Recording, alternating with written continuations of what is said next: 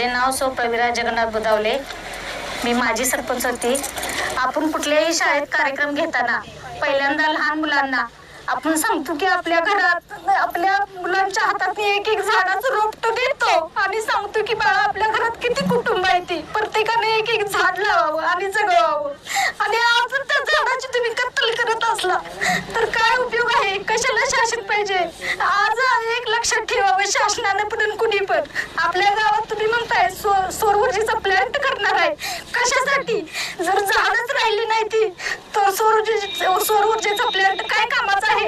लहान मुलांनी लोक आहे प्रत्येक वेळेस कसं असतं या तुम्ही सांगता त्या पद्धतीने लोक ही करत नाही ती तरी पण आता सगळ्या पलगोड्याच्या गावाने सगळ्यांनी लक्ष द्यावं. अगदीच गरीब लोक आहे ती साहेब.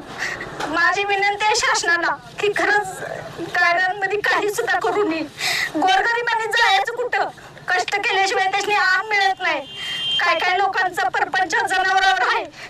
एवढं बोलून मी विनंती करते सगळ्यांना खरंच सौर ऊर्जेचा प्लांट होणे ही माझी म्हणजे हे आहे. सगळ्यांना विनंती आहे शासनाला कळकळीची विनंती आहे.